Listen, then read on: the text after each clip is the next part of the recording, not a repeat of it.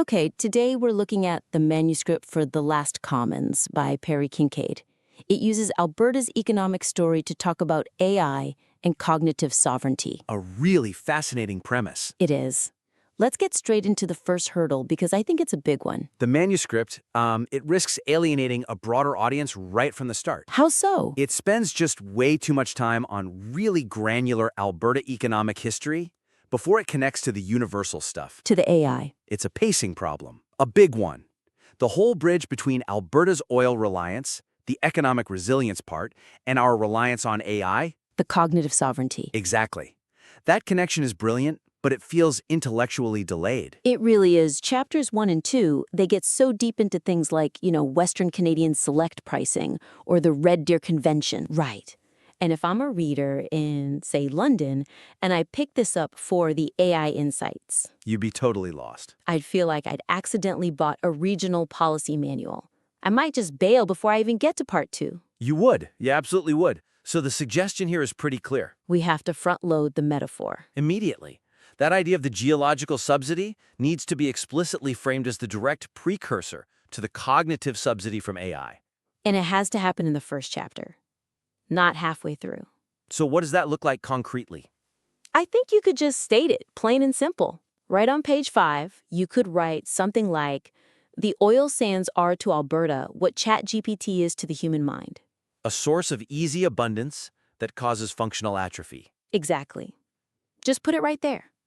And maybe trim some of the other details. Like the specific conferences. Yeah, use the Kodak anecdote right away, next to the golden handcuffs idea.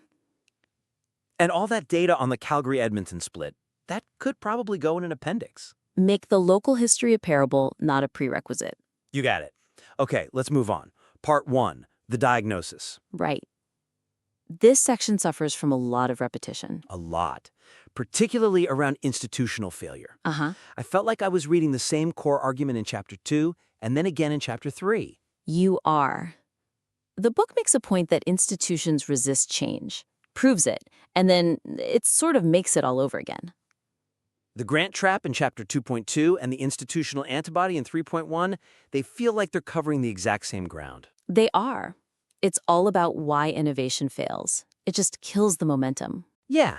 Once you've read about the nanotech investment failure, reading the survey data in the next chapter feels a bit like homework. So the fix seems straightforward. Consolidate. Consolidate chapters 2 and 3 into one much punchier chapter. Call it systemic resistance or something like that. And merge the grant trap section directly with the institutional antibody. Because it's a circular logic anyway, right? The grants fail because of the antibody response. It's one mechanism. It is. And maybe pick one strong story to make the point. Yes. The change agents expulsion story and the Chamber of Commerce one are very similar. You don't need both. Just pick the strongest one. Good call. All right, third point. Let's talk about the main structural device. The cost silence. Which is a great hook. It's really strong in the beginning. But it gets a little inconsistent. It feels more and more abstract in the later chapters. it weakens its impact, I think. I agree. It drifts. It really does. Early on, a cost silence is something concrete, like fragility or management competence. You could almost put a number to those. They're ledger items. But then you get to Chapter 7, and the cost silence is suddenly morality or sanity. And morality just isn't a silence in the same way. It's a whole category of analysis. It feels like we're trying to shoehorn philosophy into an economic metaphor. So, what's the suggestion? How do we fix that? Standardize it. The cost silence should always refer strictly to consequences that are being actively ignored, not these broad themes. Keep it tangible. Exactly. So, for Chapter 5, instead of sanity, what if the cost silence was cognitive exhaustion? Or even the cost of attention? Something measurable that's being left off the books. I like that. And for the AI chapter, Chapter 7, morality is just too vague. A sharper choice, based on the text itself, would be something like complicity. The silence around our own role in training the AI with our flawed data. Perfect. And just make sure every cost silence ties directly back to a hidden tax that was mentioned earlier. Keep the metaphor tight. Okay, last one. There's a bit of a logical tension, I think, in the solution part of the book. You mean between the call for a collective relational infrastructure The commons, yeah? and the solution, which is the sovereign individual? Right. It's the core friction of the whole argument, for me. The book argues so well that we need to build from the cellular level up, together. But then the sovereign individual can sound a little bit like a retreat into, I don't know, libertarian isolationism. Like, I've got my bunker, so good luck everyone else. It feels like it contradicts the entire plea for a shared space. So we need to resolve that. We have to clarify the difference between sovereignty, which is independence of thought, and isolation, which is withdrawal from society. And how do you do that? I think in Chapter 8, when you introduce the sovereignty stack, you could explicitly contrast the sovereign individual with, say, the prepper, Oh, that's interesting. and tackle that whole 51st state idea head-on. Explain how individual sovereignty actually enables a better, more honest interdependence. Because you're not dependent anymore.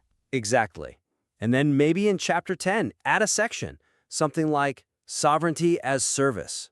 I like that. Argue that the hardened, independent mind is the only one truly capable of serving the commons as an honest broker. So sovereignty isn't the exit strategy, it's the qualification for service. Yes, it resolves the paradox. It does. Okay, so just to recap the action items for Perry. First, bridge that Alberta to AI metaphor on page 5. Hook the global reader immediately. Second, consolidate the redundant diagnosis chapters to improve the pacing. Third, sharpen the cost-silence definitions. Keep them concrete, keep them economic. And finally, resolve that tension between individual sovereignty and collective action. Frame sovereignty as a form of service to the commons. I think that covers it, Perry. These are some big picture suggestions, but we think they'll really elevate the manuscript. Please send us the revised draft when you're ready. We'd love to see it.